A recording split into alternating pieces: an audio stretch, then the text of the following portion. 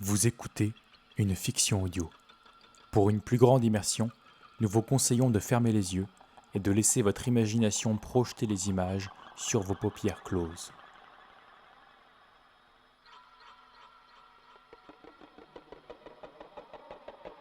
La fiction audio que vous allez écouter se déroule en haute montagne, dans le parc naturel du Mercantour.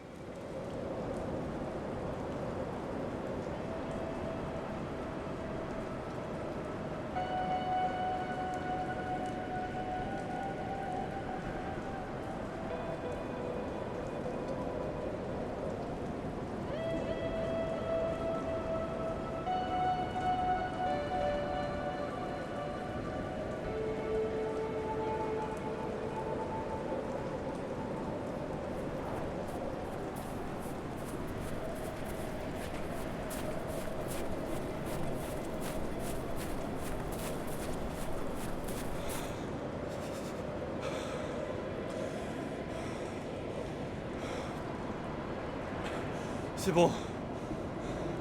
Je crois que j'esmais.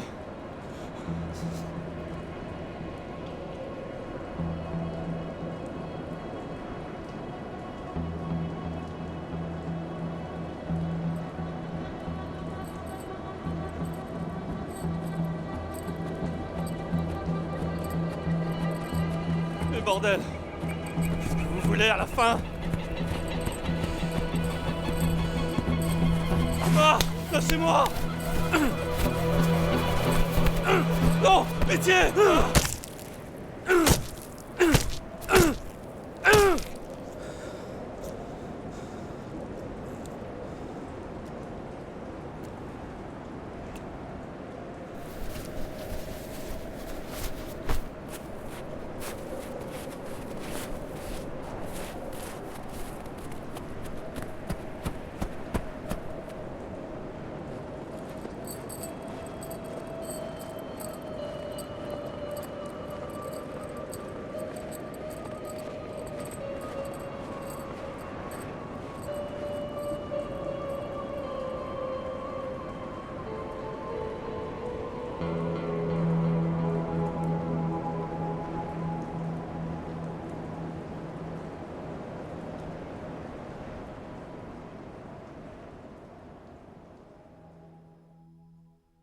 Nous sommes au chalet de Nice, un gîte d'étape réputé pour être le meilleur du parc du Mercantour.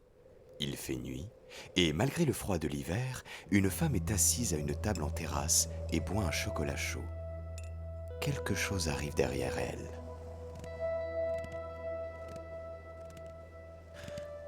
Ça fait longtemps que t'es pas venu me voir. As-tu réfléchi à une solution à notre problème? Je suis pas prête de t'abandonner, tu sais. Dans ce cas, il faut faire ce qu'il faut pour que ça s'arrête. Dans l'obscurité de la nuit, la chose s'en va aussi discrètement qu'elle était apparue.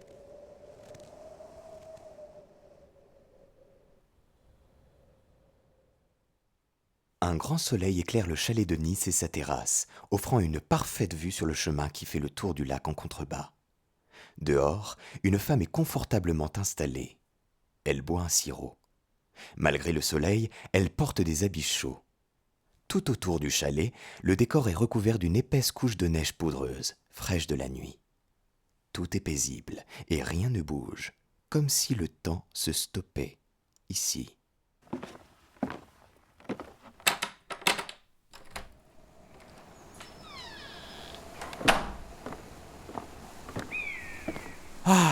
Sacré Mercantour.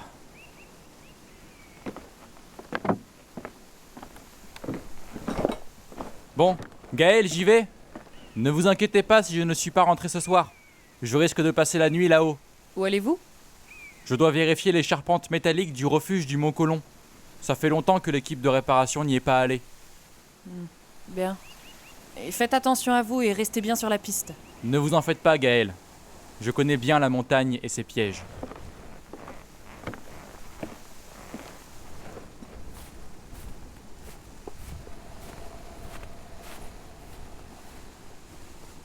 Sur un sentier enneigé, escarpé et rocailleux, Derek avance péniblement.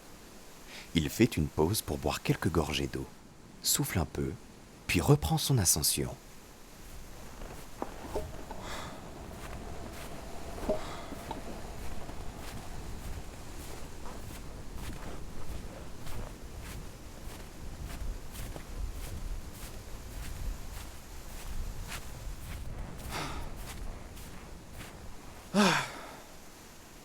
Enfin arrivé au refuge. Ouf.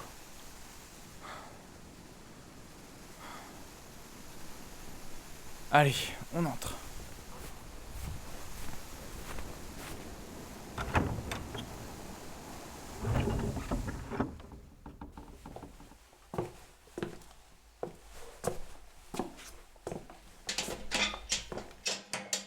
À l'intérieur, Derek avance jusqu'à une lampe à pétrole qu'il allume.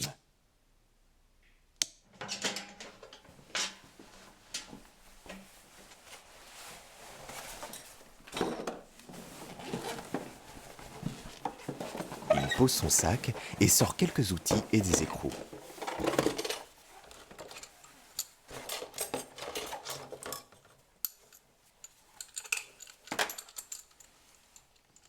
Il se dirige vers une porte au fond de l'abri, fermée à clé.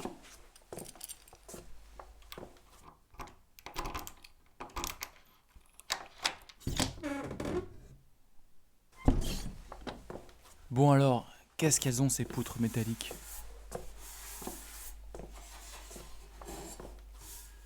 Ah oui, effectivement, ces écrous sont bien rouillés. Ah, j'ai intérêt à les remplacer si on veut pas que tout se casse la gueule.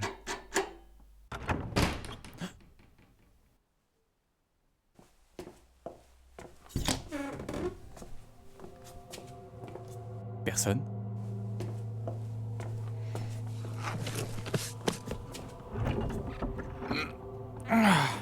Voilà, elle est bloquée maintenant.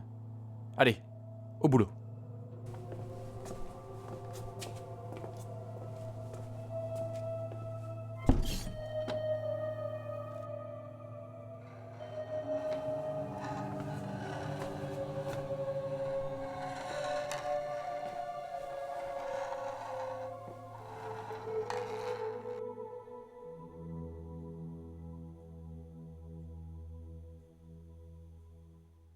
Au chalet de Nice, Gaëlle est accoudée à la barrière de la terrasse.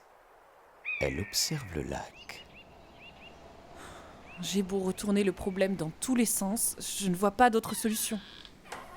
Madame la gérante, nous partons. Ah bon? À cette heure, mais il est déjà midi. Oui, avec Charlie, on s'est fixé le challenge d'atteindre le refuge du Mont Colomb. Ouais, enfin, on va essayer, hein, en espérant que la météo soit avec nous. Oh, t'en fais pas, on va y arriver, je te dis. Allez, en route. Soyez prudents, messieurs, une tempête se prépare. Un accident est si vite arrivé. Pas de soucis, on gère. À ce soir.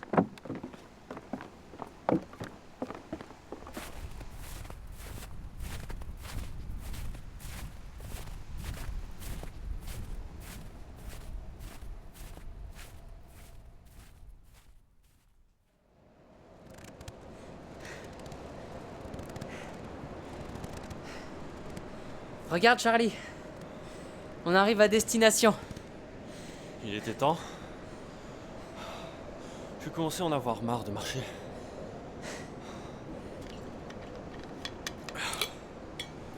C'est ça le refuge du Mont Colomb? Il est à moitié dans la roche. Il ne m'inspire pas confiance. Il n'y a même pas de fenêtre. J'espère qu'au moins il y a du réseau. De toute façon, on n'a pas le choix. Avec les nuages noirs qui arrivent, on va devoir s'abriter le temps que la pluie passe.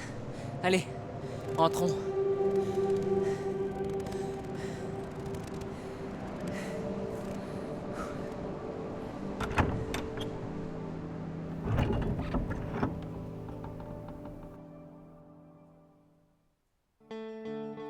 Il fait sombre dans l'abri. Evan et Charlie mettent quelques secondes avant de s'adapter à la faible luminosité.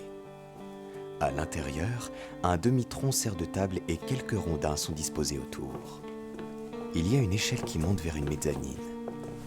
Dans le fond, une vieille porte a l'air fermée par un verrou. Charlie repère une lampe à pétrole et l'allume avec son briquet. Evan pose son sac par terre et se laisse glisser contre un mur pour finir avachi sur les grandes dalles de pierre qui forment le sol de l'abri. Charlie vient s'asseoir près de lui. Ah, on l'a fait, hein. Ah ouais, Eddie, imagine une soirée là-dedans. Avec les autres. Oh, faut que tout le monde vienne la prochaine fois. On ramènera une sono pour mettre du gros son. Oh, ça va être des bars dans ce vieux taudis. Carrément. Bon, bah maintenant faut juste attendre qu'il pleuve plus. Et puis on redescend voir Gaël. Ah ouais, avec un bon repas et un lit. Bon, j'ai des cartes en attendant.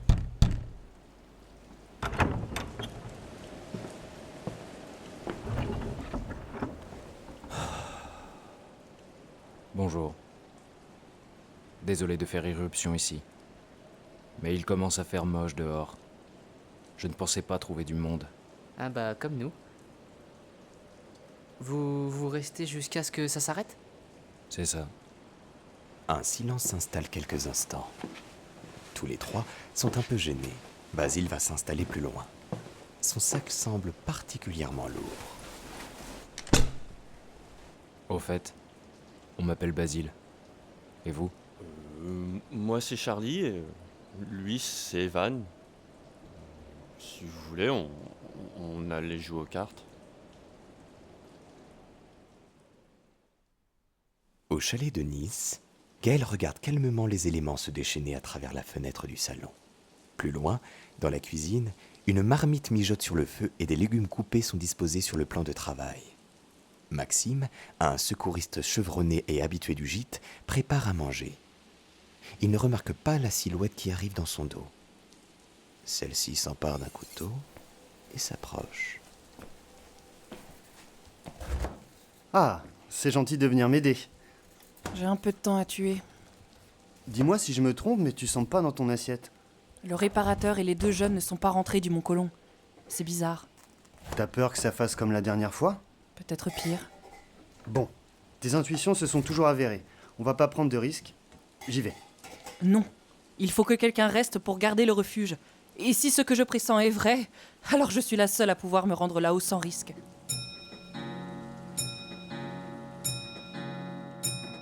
Au même moment, dans l'abri de montagne, Evan, Charlie et Basile sont installés sur la mezzanine et discutent. Donc je viens souvent ici.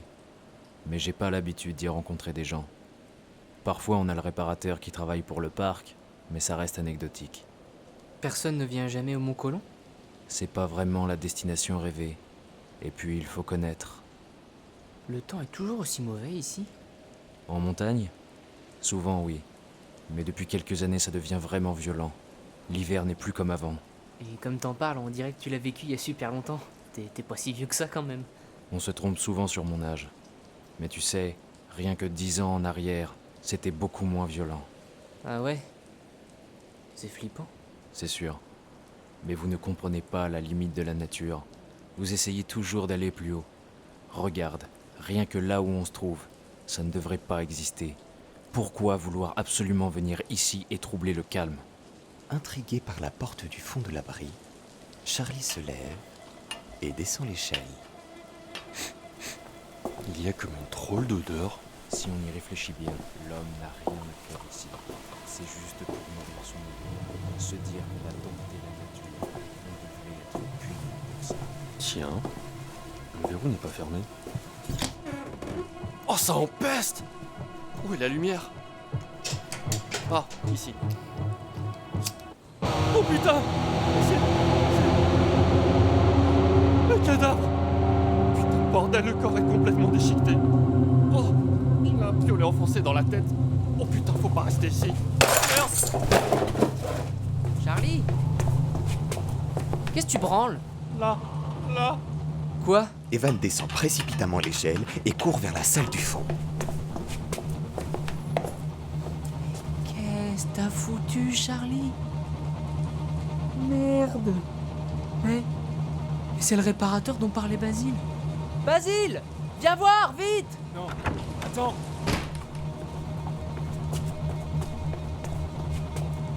Attends, Basile, il y a un cadavre dans... Mais où est Charlie? Il vient de s'enfuir en courant. Je le rattrape.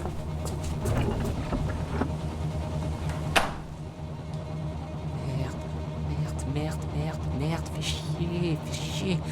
Putain, pourquoi il y a un cadavre ici? Qu'est-ce que je fais maintenant, bordel? Mais je vais pas rester ici comme un con. Il faut que je les retrouve.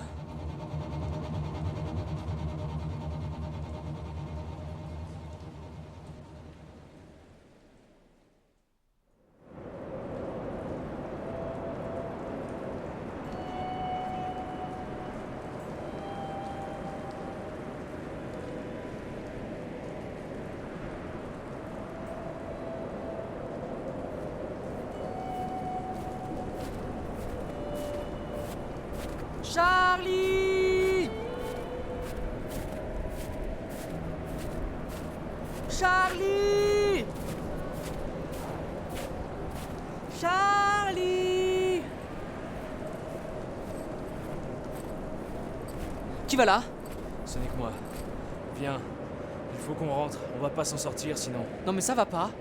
Et Charlie? On lui rendra pas service en crevant de froid. Même moi j'ai failli y rester. Il y a des crevasses partout ici. Si toi t'as failli y passer, lui il y passera. Hé, on peut rien faire là. Regarde autour de toi. Tu le vois, Charlie?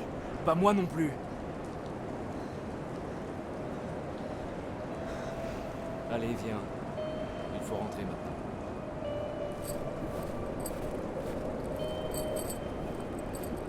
Et merde.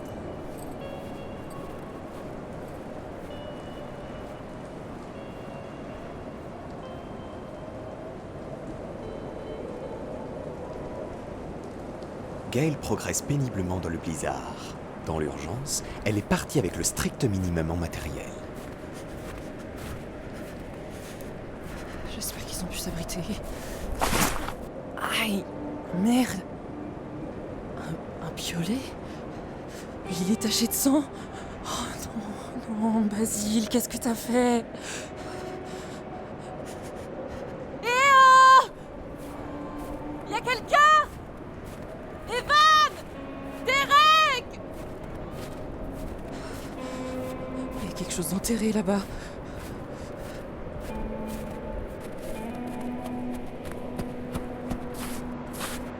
Oh mon Dieu! Vite! Vite, faut retourner au chalet!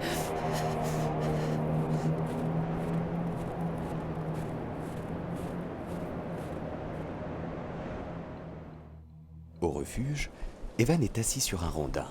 Il tape nerveusement du pied par terre. Basile ressort de la pièce du fond en faisant une grimace. J'ai du mal à croire que ce soit un animal. Mais je crois pas que ce soit un végétal non plus. Ce qui m'inquiète, c'est que c'est l'œuvre d'un homme. Pourtant, t'as dit toi-même que personne ne venait là. Justement. Pour cacher un mort, c'est parfait. Bah justement, il est mort. On ne devrait pas plutôt essayer de s'occuper du vivant? Histoire qu'on se retrouve pas avec deux refroidis sur les bras? Je te dis, il a dû trouver son chemin, sinon il serait revenu. Il va prendre froid, mais je suis sûr qu'il va arriver au chalet de Nice.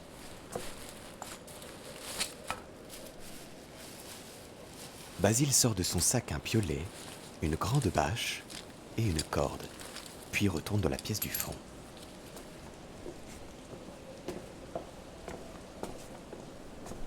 Avec le froid, le corps a pu être conservé. Il pourrait être là depuis 2 ou 3 jours. Cette cabane n'aura jamais vu autant de vie en si peu de temps. Enfin, de vie... Beaucoup trop, si tu veux mon avis.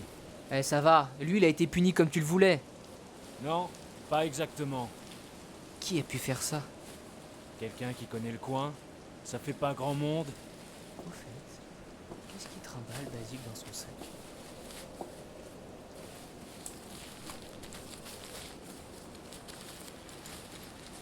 Encore un piolet?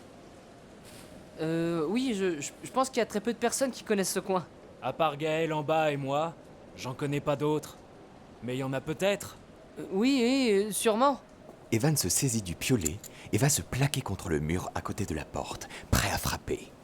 Tu sais quelle épaisseur fait la cloison entre les deux pièces? Non?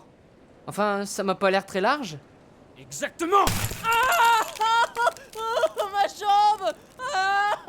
J'avais prévenu Gaël que je ne vous tolérerais plus. Non, non, arrête!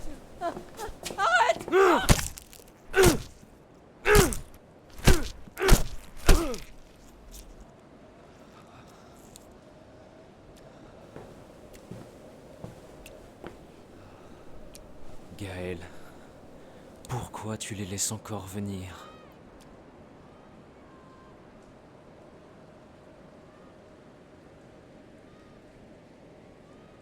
Gaël, c'était la fois de trop.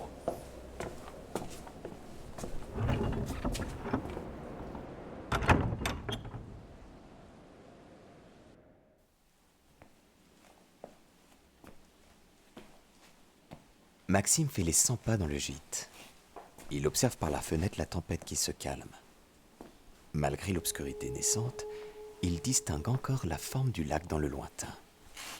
La silhouette d'une femme seule apparaît, marchant d'un pas hâtif vers le chalet. Gaël? Gaël, c'est toi? Oui, je suis là. Comment ça s'est passé? Pourquoi tu réagis pas? Qu'est-ce qui se passe? Ça s'est mal passé. J'ai découvert le cadavre de Charlie enseveli dans la neige. Écoute, il y a un homme, enfin, quelque chose dans la montagne depuis des années qui ne supporte pas votre présence. Qui ça? Je le connais sous le nom de Basile. Il était là bien avant moi, lorsque ce gîte n'était qu'une maison de famille. Et qu'est-ce qu'il nous veut? Comment tu peux vivre à côté d'un tel danger? Écoute, il m'a toujours respecté et a toujours craint ce lieu. Et de toute façon, cette maison a trop d'importance à mes yeux pour que je l'abandonne. C'est n'importe quoi, faut appeler la gendarmerie. Non! Calme-toi. Je le connais, je peux l'affronter. Et moi dans tout ça, je fais quoi?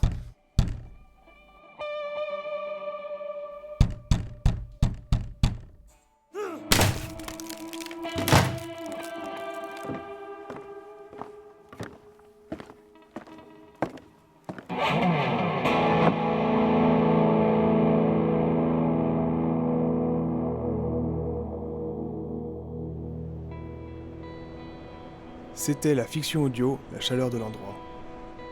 Avec Tanguy Cabot, dans le rôle du narrateur, Sylvain Bouvry, dans le rôle de Charlie, Adèle Ravinsky. dans le rôle de Gaël, Paul Desglar, dans le rôle de Basile, Vincent Hardy, dans le rôle de Maxime, Baptiste Martel, dans le rôle de Derek, Charles Levasseur. dans le rôle d'Evan.